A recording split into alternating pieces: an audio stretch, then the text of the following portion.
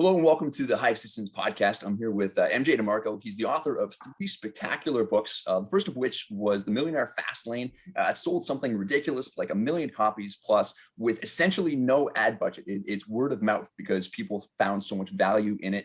And he moved on to write Unscripted, which is another spectacular book. And then his current book, The Great Rat Race Escape. It's spectacular as well, obviously, because that's why he's been invited here to talk about it. It's been recently featured on our Stairway to Wisdom, which is our membership program for great books. And so he's here to talk about that. And what I find astonishing about great books is that years ago, we never met before. You had no idea that I even existed. And somehow, some way, this book found its way into my hands. It was the perfect book for the perfect person at the perfect time. And then, I used what I learned in this book. I applied it to my one and only life, and my life got better. And which is just spectacular. And it's sort of my hope for the podcast in general is that somebody who's never heard of you before is going to find this, and they're going to be inspired to pick up any one of these books themselves. And if they apply it, I think it's almost a guarantee. It works if they do the work, and that's really something special. So MJ, it's great to have you here on the podcast. And so A Great Rat Race Escape, it's the latest one. Tell me what's different about this one. Obviously, I think people should read the Millionaire Fast Lane first and move on. But what's different about Rat Race Escape? Sure. All books stand on their own. You can pretty much read them in any order, but it does help to read Fastlane first.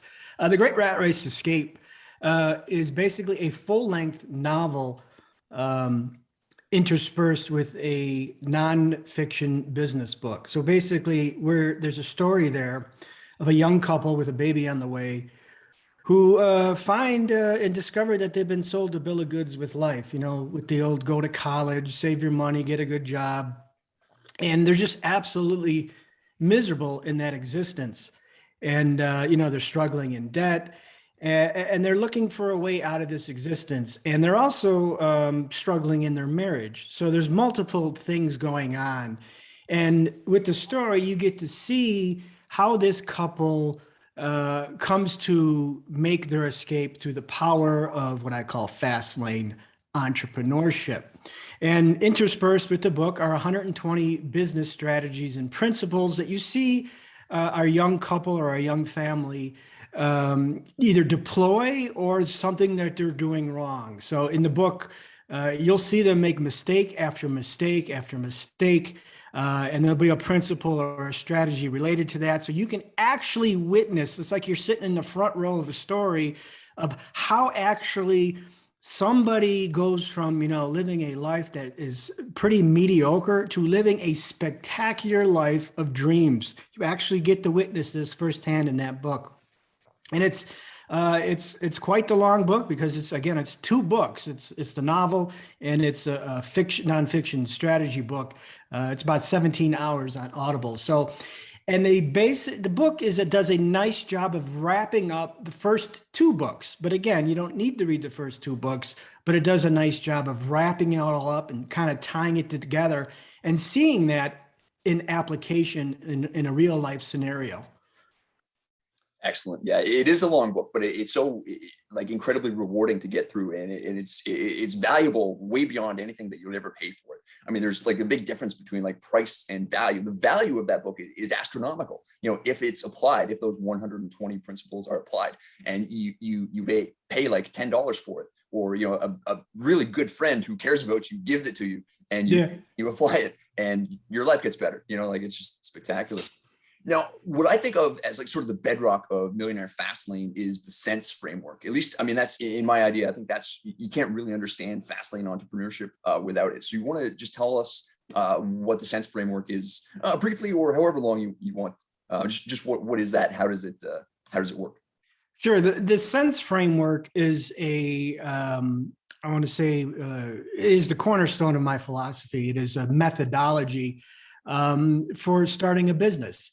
But having a business that actually can change your life and set yourself free within just a few years. It could be 5 years, 7 years, 10 years, whatever.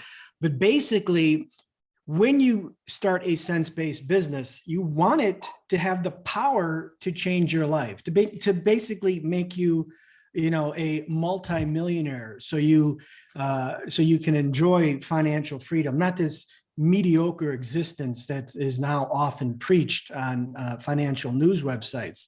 So the SENSE framework is an acronym for control, which is C, E, entry, need, N, T, time, and S, scale. So control basically says you want to control most aspects of your business, because if there's one entity, whether it's a person or a corporation, that can make a decision and put you out of business within one decision, you're violating control. And a good example of that is, say, a network marketing company, and you sell their products and you're doing awesome. But then say you say something wrong or you violate one of their terms of services and they kick you out. Boom, you just went from having a big thriving business to being out of business. Another example is you're an inventor and Walmart is your only customer. And then Walmart says, we're done, stocking your product, and boom, you're out of business. Control violations are very dominant in Amazon only businesses. If your product is some type of, gray area and Amazon says, oh, we don't like this, you're out of, you're done, boom, within one person made a decision and you're out of business. So yeah, that is control, and control is social media really, too. I mean, Facebook changes the algorithm, you're done. Like if you rely on Facebook.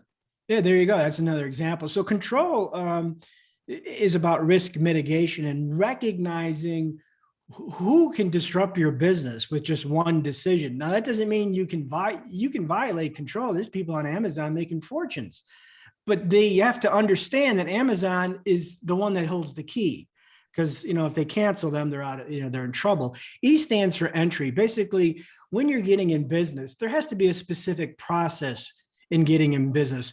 If your business is, hey, just sign up and you're in business, or hey, just sign up to this drop shipping program, you're in business, that's not a business. You're not solving any problems. You're not solving any needs. Entry needs to be a process, not an event. Usually the longer the more troublesome the entry is, usually the better problem you're solving or the more difficult it is. So a lot of people, again, hey, I'm going to sign up and sell this affiliate program. Okay, well, you violated entry, which means you are going to struggle mightily and you're going to have an incredible amount of competition, like intense, where you have to be the top 1% of the top 1% to make any money in that industry, because everyone's doing it, because it's so simple to do. So that's entry. Need is the most important. It like kind of frames the peak of the house. You have to provide something that is needed, that has relative value in the marketplace. And the books really go deep into need with a term I call value skew. That's a whole nother topic, but need. I'll be asking about that. We can get to that. Yeah, sure. And it's basically someone has to look at your offer and say, you know what, I like what they're offering here. Here's my money. And you would be amazed at how many people get into business with no need defined. They're not solving any problems. They're not providing convenience. They have no value skew. They're getting into business because it's my passion, or because I like doing this, or because I know how to do this, or all these other internal personal narratives that the market don't care about. And that's why people fail, because they're too busy looking on the inside when they should be looking on the outside. So that's N, or need. T is time, which means eventually, after you put in the grind or the effort, you must be able to diversify away from your business so it makes money 24/7. This is how you get to sleep in every day, like you, and not have an alarm clock. I haven't had an alarm clock set in my life for over 20 years. And once you have that set up, you can basically have your business run on autopilot. So there's particular businesses that fit into that time modality. A lot of people start businesses are only creating jobs for themselves, meaning if they do not work, they do not earn income. So if that is the case, you are violating time. You have to be able to step away and earn money while you sleep, while you're on vacation, and while you're working. Now, of course, there comes a certain level of putting the effort in. That usually doesn't happen within the first few months. You have to put in a certain type of effort. Like I like to say, is passive income is anything but passive. It took me like a year and a half to start really enjoying passive income. So that's T, time. And the final one is S, scale. Your product, service, or offering has to be able to be sold to many people optimally worldwide, if not countrywide, then citywide, then statewide. Obviously, it gets lower and lower.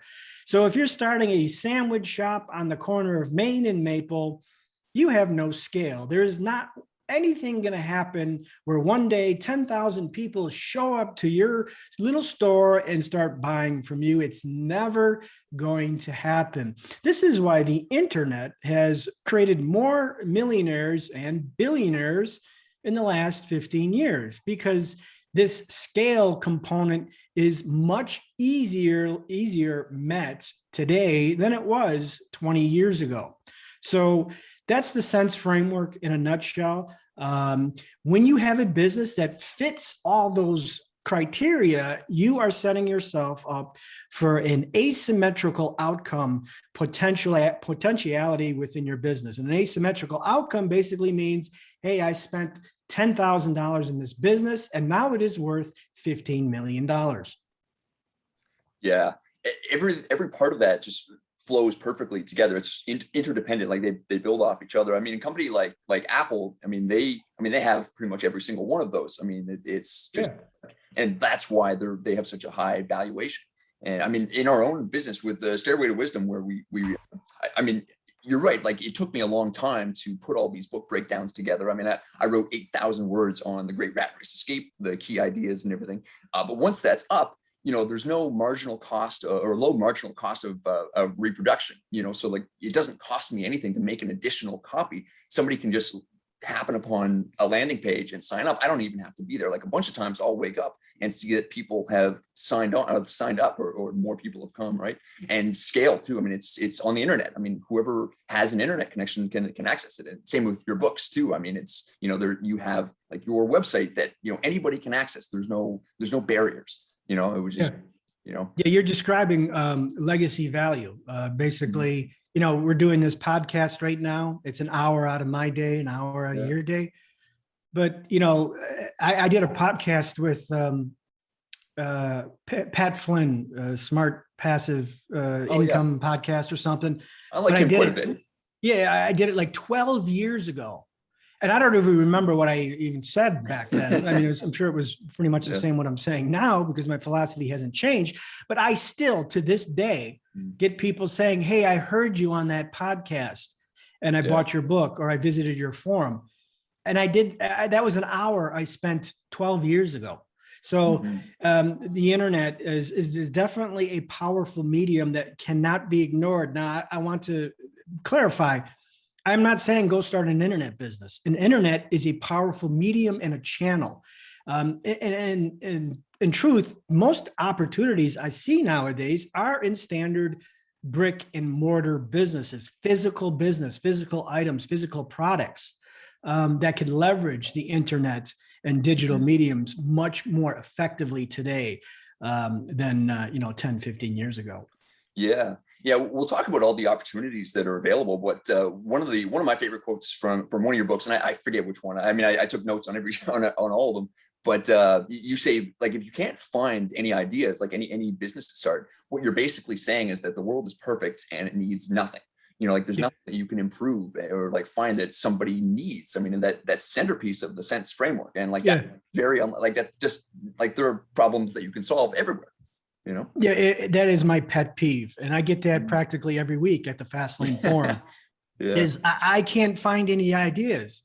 And it's like, oh, so you think the world is perfect? Great. I wish I lived in that world. Before I get to my next question, for anyone who doesn't know, what's the Fastlane Forum and where can they find it? Oh, it's the fastlaneforum.com. It's a business forum I have run Oh my God, it's been 15 years. I started it 15 years ago. I think it was right after I sold my company the second time. And I can't believe it's been around that long, but it's a discussion forum filled with fast lane entrepreneurs who are pursuing, this unscripted philosophy of living. So it's got over 70,000 people there. I'm there every single day. I contribute every single day. That is my social media. I do not spend a lot of time on Instagram or Facebook. Because again, I'm practicing my own principles. I had a Facebook page that had 150,000 subscribers on it. And, I post something on there and they show it to 12 people. So there's an example of control. And then Facebook just sent me, hey, you can build this. We have this new function called groups and this and that. And I'm like, hell no, no way. I am not wasting my time investing in a platform that can arbitrarily screw you up. Again, I worked my butt off to get 150,000 subscribers on Facebook, and now it's worthless. See, that's what I'm talking about. That's why I spend my time at the Fastlane Forum, because it's a property I control. That's not going to happen to me because I control it. Right. No, I don't spend enough time on there, but I did visit the forum just during my research for this podcast. And just one thing that sticks out is the quality of discourse is so high. Like there's nobody there that's trying to tear you down or make you feel smaller. They're all there to help you. And there's some very, very extremely successful business people on there that have just insanely valuable advice for you and insights and lessons. And they give them to anyone who just happens upon the forum. And it's just a really great resource. Yeah. I mean, sometimes I'm amazed that they're just thinking about myself when I was struggling as a 20-year-old. I was like, what would I have done to have access to multimillionaire mentors? I would have done anything. And here it is sitting on my forum, freely accessible for anyone. The forum's free. And it's just like, people are just, a lot of people just aren't interested in it. It's like, what is wrong with you? Some guy just posted, hey, I just bought an $8 million warehouse. How many people do you know just bought an $8 million warehouse? Another guy owns a golf course. How many people do you know owns a golf course and is spending his days traveling the country in an RV? I mean, these are the kind of people that are there.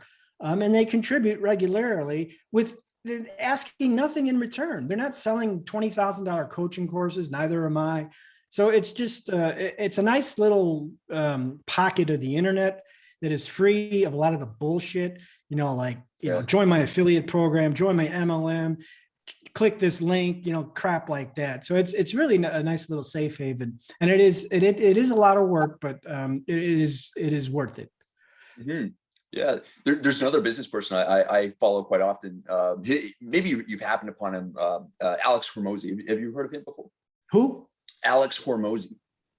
No? It sounds familiar. He's relatively new, but he's very much like that as well. He gives everything that he has, never asks for anything. Like he has a portfolio of companies that do 75 million a year in revenue. And what he says all the time is I have nothing to sell you, and he's just here, take my best advice. He actually had a book of his own that he put zero ad budget in as well. He didn't spend anything on advertising. It was all word of mouth, and just, thousands and thousands of people bought it and shared it because he put it up for 99 cents. He was asking nothing. And, it's crazy. And just, it's available. That's how I feel about books in general. I mean, you want advice from a former Roman emperor on how to, fight anxiety and just live a better life. You pick up. It's amazing. Really is. Yeah. You want to, figure out what education means. You just, there's a book by, Jiddu Krishnamurti or something like that. And you just for free. And, what's the cost of a library card? Nothing. The trip to the library, Yeah. And it's the world's knowledge, whatever you want to achieve, notwithstanding physical limitations, I'm short and I can't play basketball, but everything there is at your disposal if you're wanting to apply it. I mean, just looking at the books behind you. I mean, how much knowledge is just in that picture alone? And instead, it's just a matter of discipline. Do you want it or do you not want it? Or do you want to know who got the rose on The Bachelor?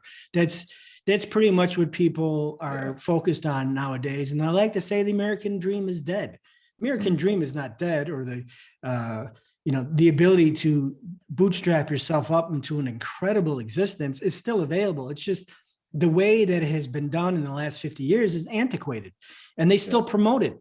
That's a way, and it just doesn't work anymore. And that's why I write, because I want to show people that this fantastic life that doesn't involve getting up at 6 a.m. and working 5 days a week is available to you. You just can't follow the standard rules that culture is continually promoting. This antiquated system no longer works.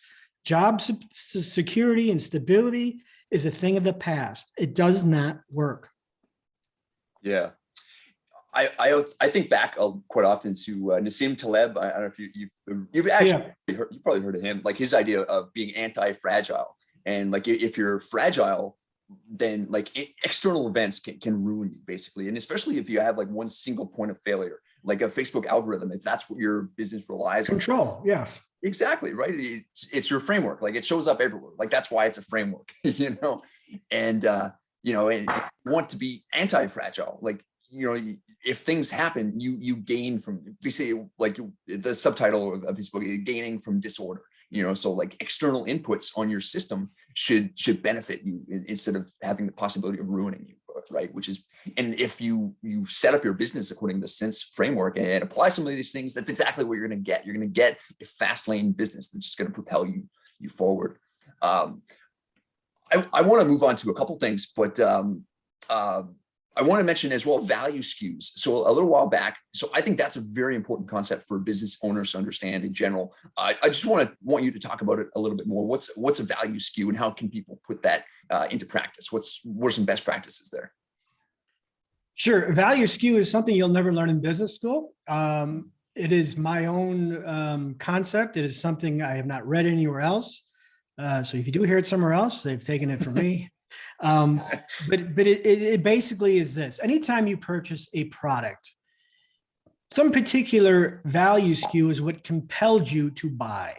Mm-hmm. Now, that could be what people think is usually it's the best price, but that's usually not what compels people to buy. It's something else.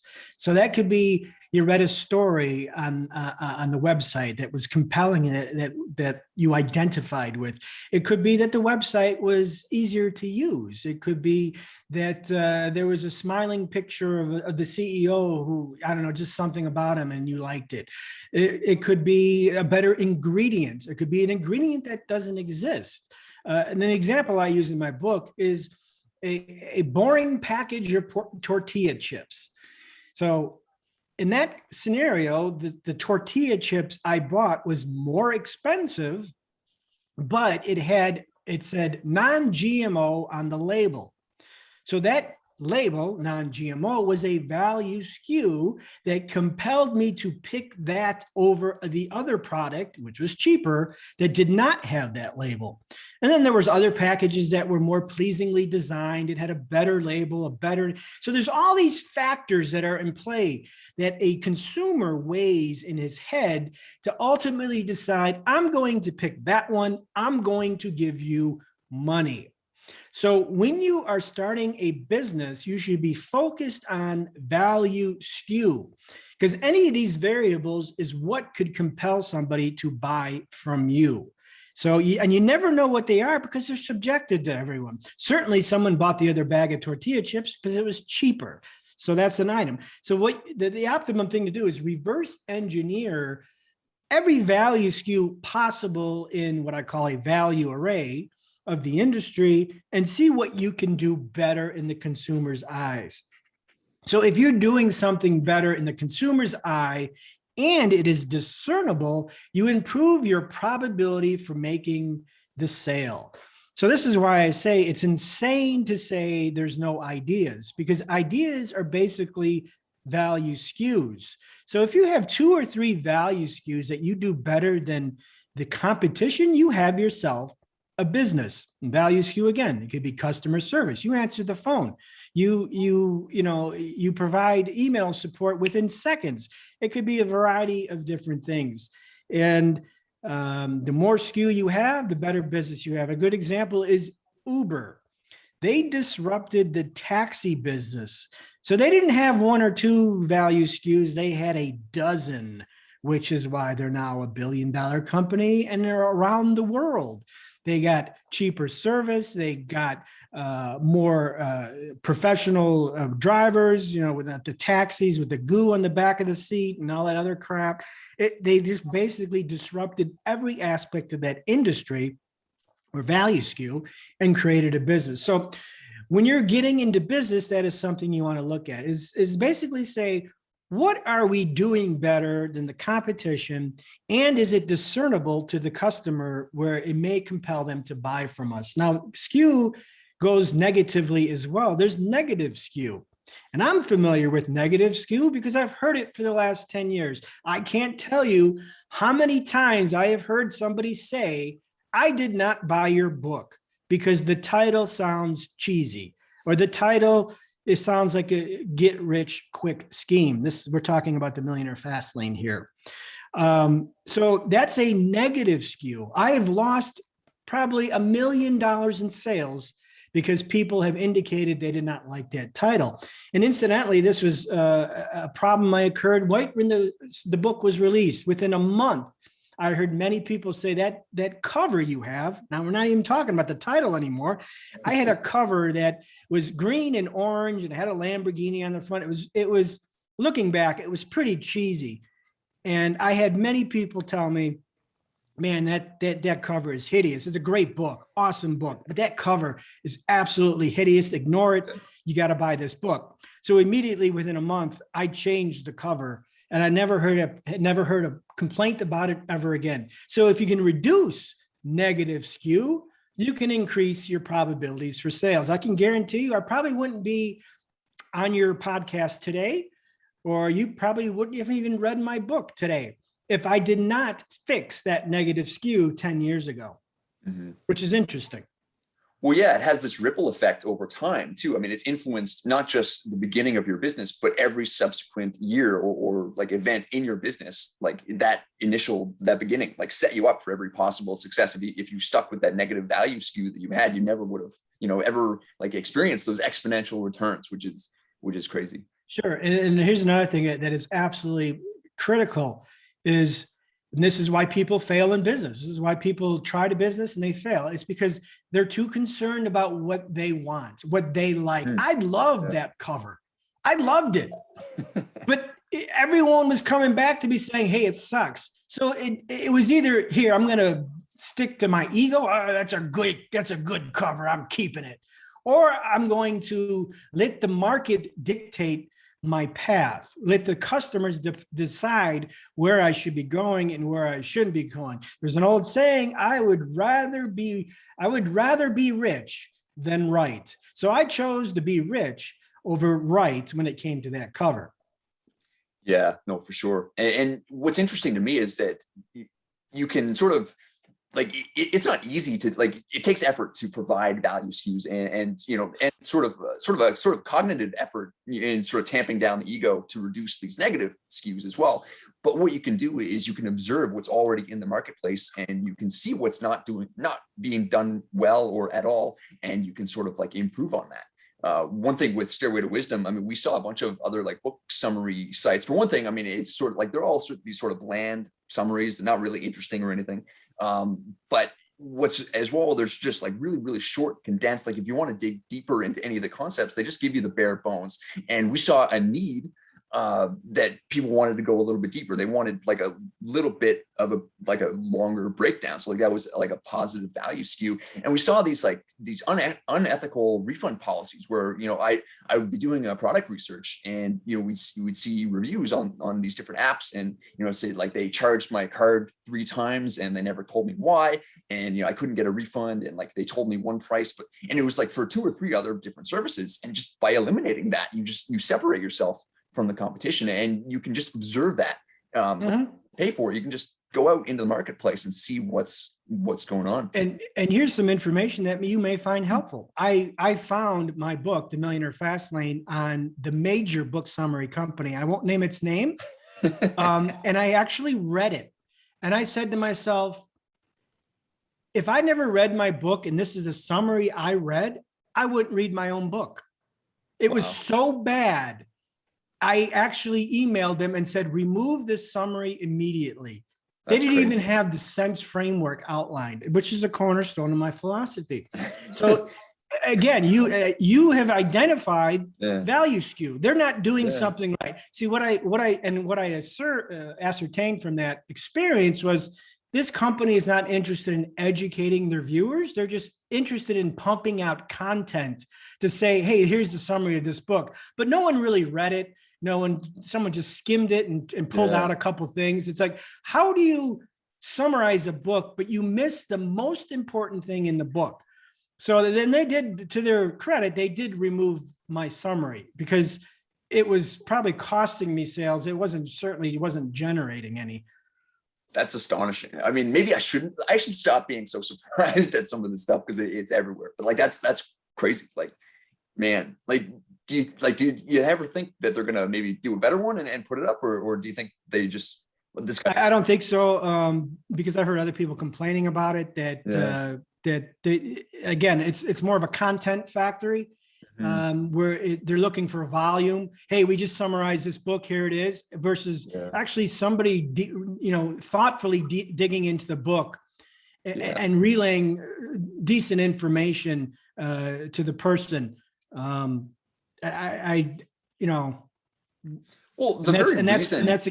that's what creates the value skew for your business. Yeah, because you recognize that, and a lot of people who subscribe to that website will also recognize it at some point. People recognize value skew. I mean, absolutely. And like the very reason why I picked your book in the first place was because it was a fantastic book and I wanted more people to read it. Like my breakdowns are never a substitute for reading the whole book. They're an enticement to actually pick up the full book yourself. And, like, this is what's so amazing about this book. Here's a little bit of a breakdown of these ideas. Maybe you want to pick it up yourself and actually, have it in your hands. It's astonishing to me that anyone would hardly read anything and they'd be okay with putting up work like that. I don't, maybe I stray too far to perfectionism, but still that's astonishing. I want to ask you about as well. And you mentioned this briefly a few minutes ago, but you have another acronym, your full acronyms, superior unexpected customer service, which sucks. And just talk about that a little bit and how you do that, what it looks like in your business. Sure. Sucks. Superior unexpected customer service is a value skew of customer service. And usually what it is whatever industry you're involved in, there's a standard of expectation, meaning when you call the bank, you're expecting to hear a voicemail and, press 1 for this, press 2 for that, a bunch of, BS. And you expect it to waste 20 minutes getting a hold of someone. Same thing with, when you call the IRS, I don't know what it is in Canada. You expect a certain expectation. So this is throughout all industry. An example is Facebook. Have you ever tried to reach somebody at Facebook? You can't. It's impossible. It's difficult. Exactly. So whatever industry you're in, there's a certain standard of expectation that exists in that industry. So when you violate that expectation, you have just created value skew. Now, in my particular business, my company was known to respond to client emails within 5 minutes. And I'm talking a live person, not an autoresponder. I had a customer service rep that was in charge of this specifically, and it just absolutely impressed people. They would actually email us, say, hey, we're just checking to see if you're there. And someone would just, yes, we're here. What could we do for you? And even at the forum, which I don't really operate as a business, I operated as more of a hobby but even there, I do the same thing. When someone messages me something pertaining to their account, they usually get a response within the hour. And instead of, just being ignored. So that's violation of an expectation of whatever is in the industry. And that's really easy to do nowadays because customer service sucks. I was just talking about this on my forum. that the trade industry, you know, electricians, plumbers, all this type of stuff, there's really a shortage of those type of tradesmen. And it's starting to become an emerging opportunity for someone who wants to apply fast lane principles to those industries. And a simple value skew in that business, a plumber, tradesman, electrician, whatever, is to answer the damn phone or to show up on time. Right there, you have two value skews that are missing in an industry standard. And I can tell you, it was like that in Arizona. I recently moved to Utah. It's like that here. Nothing has changed. People don't answer their phone. They say they're going to, you know, so that's in a nutshell is superior unexpected customer service, or sucks. I say provide sucks, solve the sucks. Well, I forgot wow. I forgot how it went, but anyways, you can solve, if you solve sucks with sucks, you can provide value skew. Right. Yeah. Yeah. And I mean, it's like such low hanging fruit that just people aren't taking advantage of it. Again, the opportunities that are available for value skew and for just business ideas in general, like it's just like unbelievable. And just like, why don't people do it? But I guess actually, that's a sort of good segue into one of the questions I was most looking forward to asking you. So you have, you talk about about expected value and increasing expected value by striving for excellence rather than just striving to be pretty good. And basically what you said, and you'll explain this better than I can, but I just want to ask you about it, is that, you know, if you set your expected value to good, you're going to fall a little bit short of good, or you're just going to make it. But if you set your expected value to excellence, if that's what you shoot for, even if you don't get there, you're going to get pretty damn close. And just sort of like talk about that a little bit, because I think it's important. Sure. Like most success advice on the internet, most of it is bullshit. Most of it is wrong. Yeah. And that's why I write, because as a spectator of this, you know, whether it's on television, the radio, or in a book or somewhere, I so often just sit here and shake my head and go, whatever, you know. So one of those is good is good enough. You've heard that before, right? Good is good enough. Yeah, well, good is, if you strive for good, here's what's going to happen. You will produce mediocrity. And mediocrity does not make multimillionaires. And the reason is because when you set your goal to be just good, you've just set your best case scenario. You just set your top line baseline. So it's like, I want to lose 50 pounds. Well, more than likely, you're going to probably lose 20 pounds or 30 pounds, or you're going to come up short. So when you strive for good, you know, using a bell curve, I like to say 68% of the time, you're just going to produce mediocrity, and mediocrity doesn't change lives. So what you really need to do is to strive for excellence. So your most likely outcome will be good.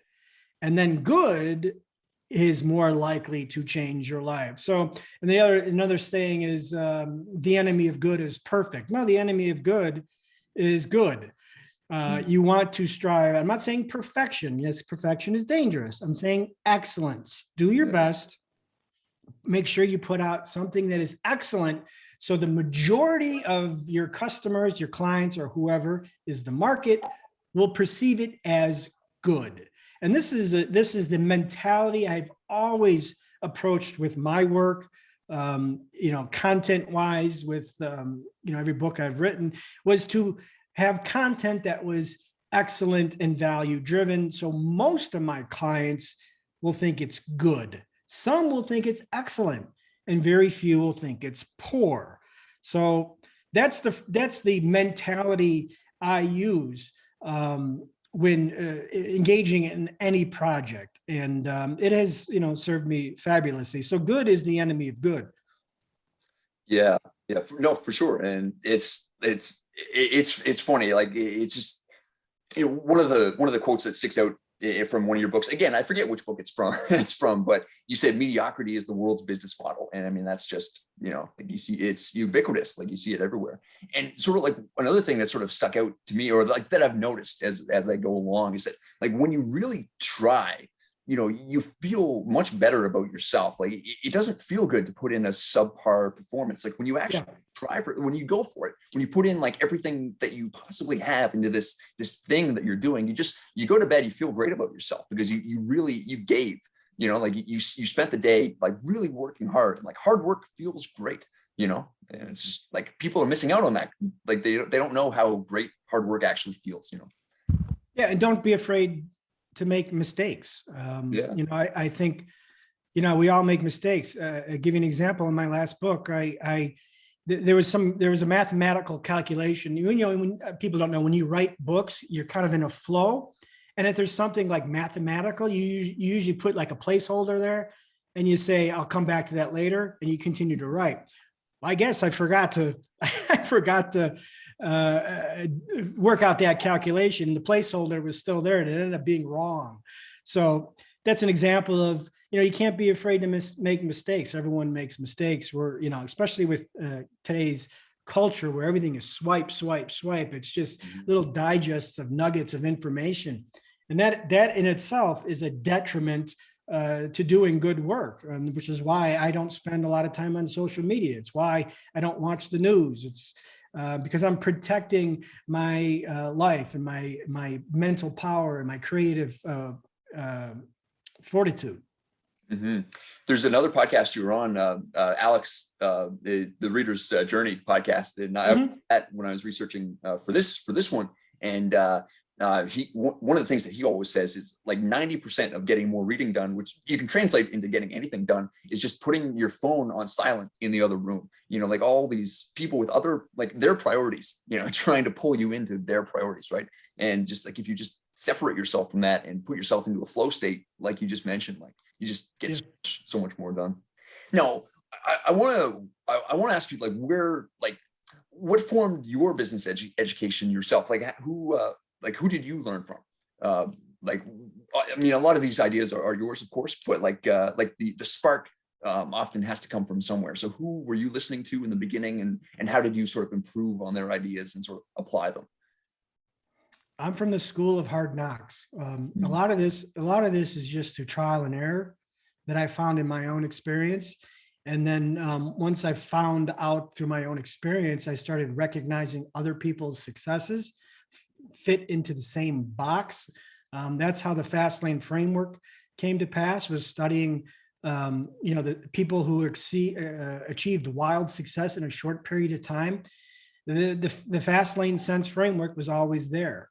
So that's how I found it. But, getting started way back when I was failing quite often, I got stuck in the book, Tony Robbins's Awaken the Giant Within. It's this huge book, with a lot of mental stuff in it. And that really helped me along the way to stay motivated. I haven't read that book in years, so I don't know how much relevant it is today. I'm sure it is because it's mental. I think 90% of this game is mental, because if you're not right on the inside, those beliefs will manifest into the wrong choices. So, like, for example, someone read my book recently, and I actually had 2 emails from 2 people who read my book. One said, hey, what drop shipping program and affiliate marketing program should I join? And I'm like, you read my book? Doesn't sound like you read my book. So that's what I'm saying is, up here, he's already wrong up here. So his action into the world is going to be incorrect. The other email I got was someone read my book and they said that, I'm going to align myself with a founder who is engaged in the sense framework, and I'm going to see what happens. Well, that was 10 years ago. And now that company is going public. It's over $1 billion valuation. And so that you have 2 different mindsets there of what am I going to do? And one comes to the conclusion of, hey, I'm going to do some affiliate marketing. The other comes to the conclusion is, I'm going to follow this sense framework and do something with it. And you see 2 wildly different results. So this game, you can't win it when this up here is all wrong. So a good portion of my material is setting this up right so you can win this outside game. You can't win the outside game until you've won the inside game. Mm-hmm. Well, it moves from the inside outwards. I mean, fix external problems when you have like internal problems raging. It's very difficult to do. I mean, working from the outside in, like it just doesn't, doesn't work. It's like you're dealing with a complex system. You fix a complex system because there's so many different like moving parts, but like you can fix like you can't maybe fix like your whole city or your whole country, but you can fix yourself. And like if everyone fixed themselves, that moves outwards. And I mean, that's sure. Applies to the business, that applies to just. And the analogy I always use is someone who needs to lose weight but refuses to change their diet. They're looking for a particular pill that's going to help them, but they still want to have 4 gallons of ice cream at night and 5 sodas. And see, that's what I'm talking about, is because you're not right up here. It doesn't matter what you're going to do out here because you refuse to change what's important. So your actions in the external world, looking for diet pills, looking for the right surgery, is not going to change a damn thing. Yeah. Yeah. People discount the mindset, stuff and thinking that it's sort of soft and you should focus on like hard business skills. And I mean, you definitely should. I mean, you should definitely like focus on those 2 things, but it makes such a big difference. And like, you can sort of get lost in yourself and sort of, go astray there. But like, that is really where the work has to be done, and it all flows outwards. Now you yourself, and we'll sort of wind this down in a few minutes, but how did you react personally when you started to sort of become financially free, get sort of further along the road? Now, did you find that like you were sort of running out of interesting problems to solve, or did it sort of open up your life in a way? Yeah. I'm sorry. Go ahead. I mean that, like, did you find like once you're sort of out from underneath all these obligations of the stress of not being financially free, did you sort of relax a little bit and find sort of like this crisis of meaning, or did you sort of how did you react? It's definitely a careful balancing act because let me tell you, I mean, sometimes I wake up in the morning and I'm just like, I can't believe this is my life. I get to do what I want, when I want, go to the store when I want, eat where I want, dine where I want, travel where I want. And it's just sometimes it's amazing, but that existence is very comfortable. And as I like to say, comfort is an enemy to progress. So there's a balancing act there that I continually remind myself that I have to test my comfort zones. And, one of those comfort zones is I hate doing podcasts, if you believe it or not, because I'm pretty introverted. I don't like, I don't like being on center. I don't like being on center stage. So when I get the opportunity to do these, I do them because I try to, convert that mentality as this is not about you. This is about you trying to help people see the light. So you switch your purpose around to conquer those things. But financial freedom is, it's so amazing just to wake up and I get to write what I want. The book, The Great Rat Race Escape. I wasn't aware that there might be books like that, but I'm not sure if there is because I haven't found any. Writing a novel and then putting business principles into that novel is just an odd concept that I'm not sure if I gave that to a publisher, they would publish it. So because I own my own publishing company, I can do whatever I want.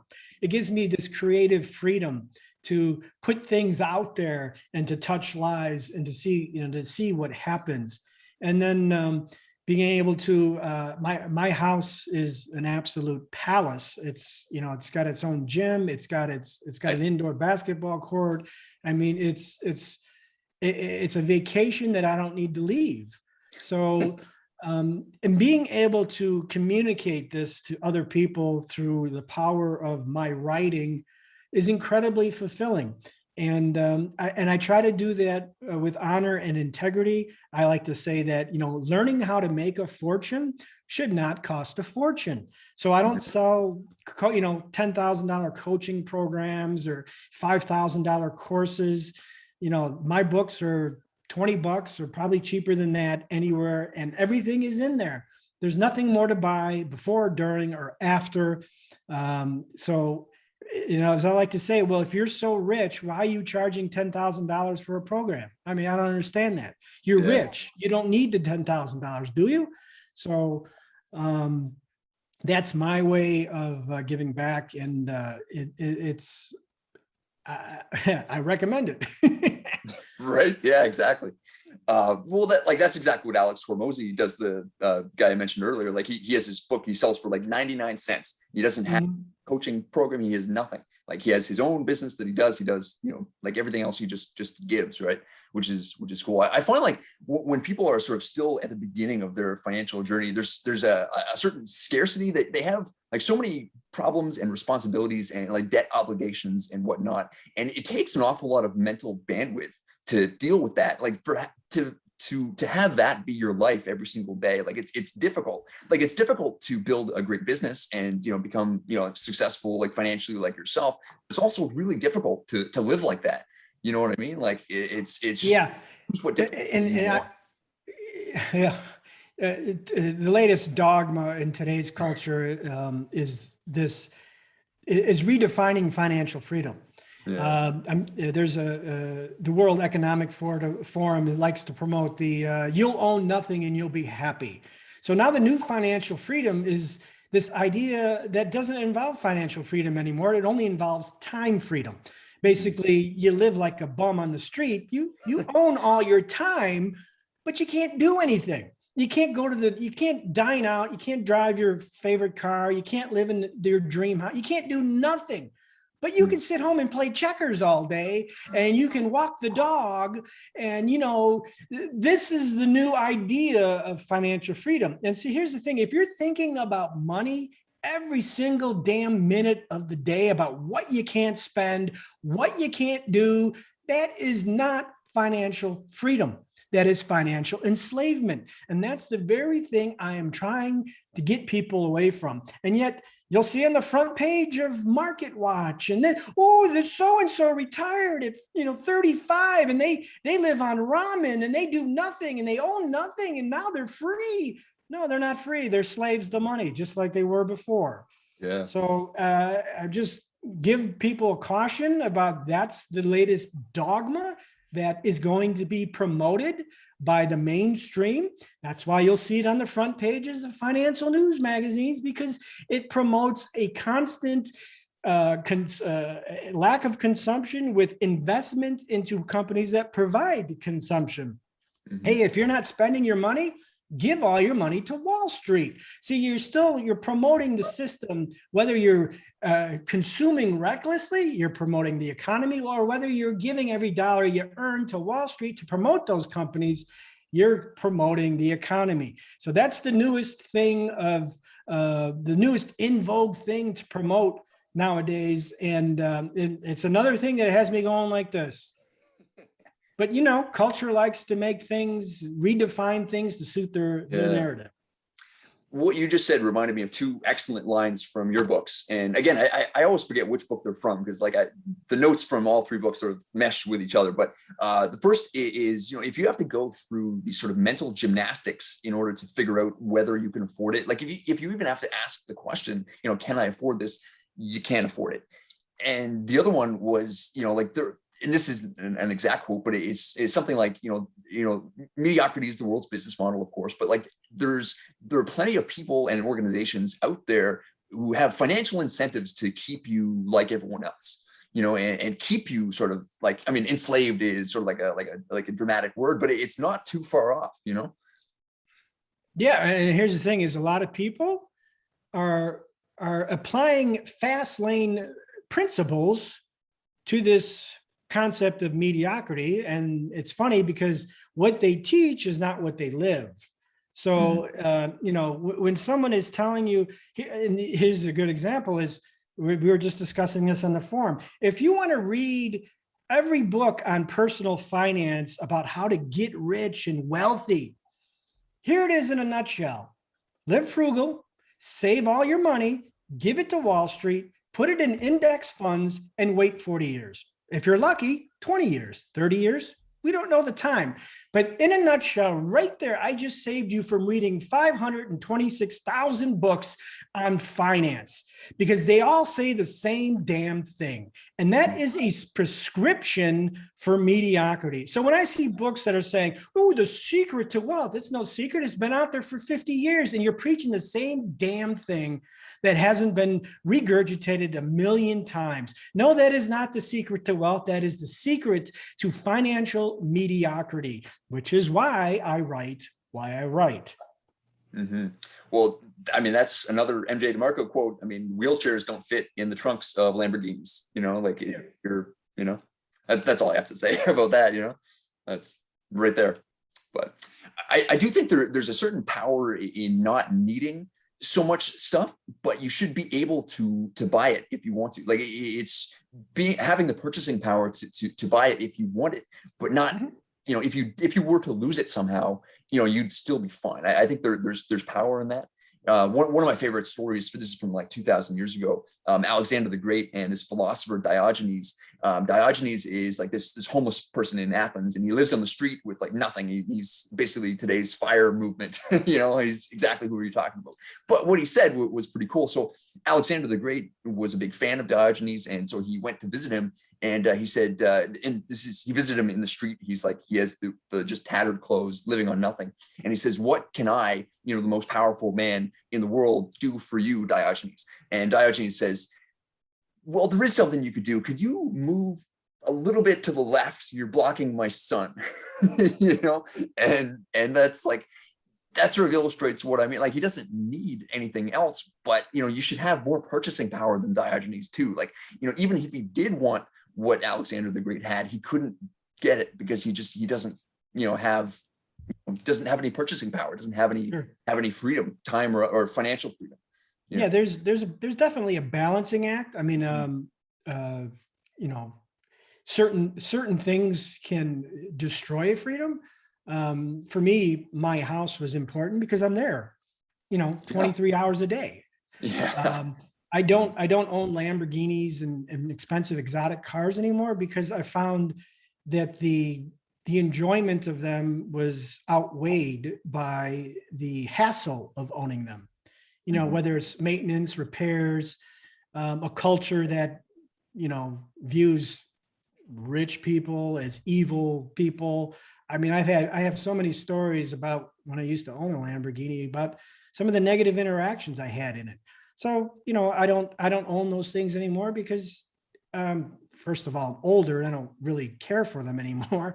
But there was as you say, there was a certain diminishing returns to that. And but there's a certain power in, for example, there's a sushi restaurant down the street, and we like eating out there practically 3-4 times a week. And it would be every day if we could, but we don't like to leave. So, and someone telling me, "Oh, you don't need that," is lying to themselves. Having that power to be able to do that is incredibly inspiriting and just an incredible display of freedom. And that's why I write, is because of real freedom, both time and finances. And that could be a small house or whatever or whatnot. But if you find yourself saying, well, I can't do X, Y, or Z because it doesn't apply to my withdrawal rates, and the stock market only made 1% this month, and this and that. You got all these mental gymnastics, these mental calculations. You're looking at some spreadsheet every damn week. That's not financial freedom. You can convince yourself it is, but it isn't. Because you're looking at that Excel spreadsheet. So that's the divergence between what I like to teach and what most others will want to teach. Well, yeah. And I feel like, it's not as expensive to do that as most people might think. They think they need to create this $1 billion company out of nothing in order to afford these things, but they don't really. Like how much would you spend going out a week, would you say? Yeah. And it's really not as much as you think. My YouTube channel, I'm going to actually do I don't want to say an expose about my living situation. So people realize the lifestyle they could have and how much money they really don't need. Like I said, my house is 13,000 square feet. It's huge. It's beautiful. But once I'm going to outlay what it costs, here's the maintenance, here's the upkeep. And I think when people see that, like, oh my God, he lives like a king, and it's not costing him millions of dollars to live that way. And I think it will open up some eyes to being like, oh my God, you don't have to be a billionaire to live like that. Not even close. So, and that is another thing I think people are misconstrued about, is they want to be a billionaire, but they don't really need to be a billionaire to achieve a particular lifestyle. Mm-hmm. Well, I mean, even if you're spending like $1,000 a week going out and like buying like the best clothes that you could find and like buy, Lamborghini outright and all these things, like you're still not even at $1 million, Yeah. I have a friend that just visited me. He's got a successful business, and he was telling me, he's basically my age. He's saying he can't spend his money fast enough because he makes too much of it. Mm-hmm. And that's the financial freedom I'm talking about. So he does a lot of donations. He gives away a lot to charity. Whenever he wants something, he buys it. He drives a 6-figure car. So that's the kind of thing I'm talking about, is you can't spend it quick enough. And it's a great way, especially when you're getting older. You mentioned the book Die with Zero. Mm-hmm. That does a fantastic job of explaining this type of balancing act, that as you start to get older, you want to start be more of a spender than a saver, because certain experiences as you get older are not the same as when you are younger. Mm-hmm. Well, yeah, from that book, I mean, we actually covered Die with Zero in Stairway to Wisdom, same as Great Rat Race Escape. And what he says is, like, when you invest in your health, like, it improves like that current experience, and it improves the quality of every subsequent experience that you have. And like if you reach the age of 40 and your knees are so bad because you can only afford like this crap food for the last 20 years, and your health is shit, and like you're never gonna, like, there comes a point when you're not going to be able to come back from that. And like if you sort of just sabotage yourself in that way, there's going to be a point when you're no longer able to come back from that, and it's just going to degrade every situation or every experience that you have from then on. And like that book, Die with Zero, was the only book I've ever read that discussed the time value of time. Mm-hmm. Meaning your youthful free time is far more valuable than your older free time, because things you can do when you're young are not the same as they're older. And the example I just gave was a YouTube video I did. Was I have terrible joint problems from various injuries, accidents from my youth. So I just moved to a place that is one of the skiing capitals of the world, and I don't know how to ski. And here's the thing: is I don't know if I can learn how to ski because my ankles and joints and stuff are so screwed up from various surgeries and accidents and whatnot. So me learning how to ski at 25 years old is a lot different than me learning how to ski at 50 years old. And none of these movements, the fire movement, all this other stuff that tells you about waiting, deprive yourself of these life experiences young so you can enjoy them when you're old, is the most ridiculous concept I've ever heard. And people are doing it, and they're gobbling that crap up like there's no tomorrow. I'm telling you, it is what it is. Like it's a tragedy. Like just having, like, anybody wasting their life, it is a tragedy. Yes. So that book does a great job of, the fine balancing act between saving and deploying money for experiences and financial freedom. I don't agree with everything in it, but it did a good job, and enough that I recommend it to this day. So, well, Bill Perkins is a friend of Dan Bilzerian, and what Dan said in his book is, like, money can remove sources of unhappiness, but it's sort of like it sort of solves certain problems, and it sort of frees yourself up, frees up the mental bandwidth, so you can sort of find out what does mean more, like the bigger problems, like the money or the problems that money can't solve. Yeah. And again, if anyone sells you money can't buy happiness, they're bullshit liars. Exactly. Okay. Right. Exactly. To an extent, my dog, German Shepherd, 4 years ago, he needed surgery on both his legs. Both his ACLs were blew out, couldn't walk, couldn't even get up to go pee. Now, if I didn't have the money to get 2 surgeries on his legs, which I had think it was about $12,000 to $20,000. I can't remember the cost. I would have had to put him down because he couldn't go to the bathroom anymore. But I was able to get these surgeries done. And I remember thinking afterwards, and he's with us to this day still, thinking, people, I'm so sick of people. Oh, money can buy figments of happiness, because this dog has made me happy for the last 4 years, and he wouldn't be here if it wasn't for money. So beware. Again, this is all, if you want to live a conventional life, stop following, conventional people giving conventional, I'm screwing that up, but basically, conventional wisdom from conventional people living conventional lives is going to get you a conventional life. Yeah, no, exactly. Yeah, and I'll wind this down, and we've been talking for quite a while now, but this is like, this is probably just an hour so well spent for anyone just happening upon this. Like, where else are you going to find this? And you're going to find lots of other people sort of not telling you like what we've been talking about. And it's like, it's not a secret, but so many people are telling you like just mistruths and half-truths and sort of, like things that, that don't work.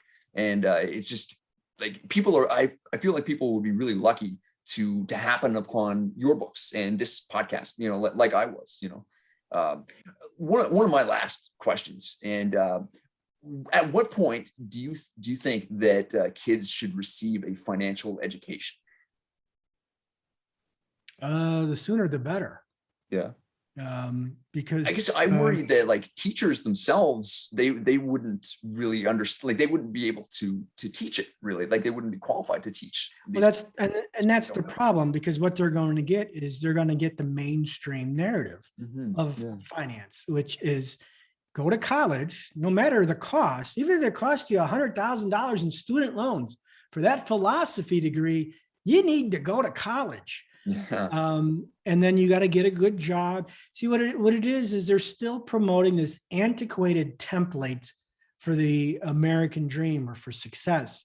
And it simply doesn't work anymore. You can have a degree in engineering, which is a fine degree, but you are not guaranteed any job. You're not guaranteed any good salary. You're not guaranteed job stability. That system no longer works, which is why you have to be an entrepreneur. So that's the problem with, educating young people, is they're going to get the mediocrity narrative. And that tells you how to be a good slave in the system. So it's really up to the parents, of course, leading by example. My stepson came from the, be a slave type of educational mentality. And now he's got much bigger dreams and realize there's so much more out there if he applies himself in the right system. So that's what my work is about, is disavowing the old system and learning to adopt a new system and seeing the amazing things you can accomplish once you adopt that new system, and do it in 5 years, 4, 7 years, 10 years, whatever, something that's not going to take 30 or 40. Exactly. And much faster with the internet. And like, I think a big part of that is being around people who have done it, and people that you can point to and like, he did that, like she did that, he accomplished that, like they have done this already. This is what they have done. Your path's going to be a little bit different. One of the things that you say is that like starting a business is going to be one of the hardest things that you ever do. And growing that business is going to be like the second hardest thing that you ever do.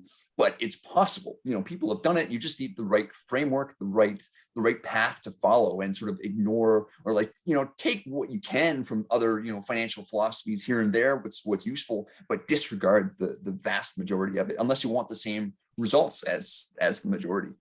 So sure. I think we're going to wrap this up, but I just want to ask if there's anything else that you want to mention, what you're involved with now, what your next steps are. Do you think, this last book was half fiction? Do you think you might write like an entirely like fiction book in a different direction, like non-business related? What's coming up for you? Yes, that's definitely on my bucket list. I'd like to write a fiction story, kind of emblematic to like The Alchemist, something like that. Oh yeah, I love that. I do have another, also another nonfiction book that is really narrowly defined, that will not change financial lives, but will just save lives, period. So that one I'm excited about. Don't mind. Yes. So, and that's part of the reason why I can do what I do. I love to write. I can follow my passion and not have to worry about money. And that is the ultimate dream I can ask for anybody. Because oftentimes following passion does not pay bills. It does not, it does not lead to markets that have value skew opportunities. So that's on that's what I'm doing. I manage the Fastlane Forum pretty much every day. That's kind of a love-hate relationship there. So that's what's going on. Thanks for having me. I'm on your text message network as well. I get text message updates from you. That's actually how I learned of one of the books that you recommended recently, The Untethered Soul. And how big now? How many people get those text message updates? I mean, how many are on board with that? Yeah, it's close to 4,000. Nice. Okay, sweet. Yeah. I mean, I always open them. I mean, it's like they're short. It takes me just a few minutes to read. Sure. Something positive in my day. That I'm better off knowing. So yeah. That's called the Unscripted Network. That is at the moment that is free.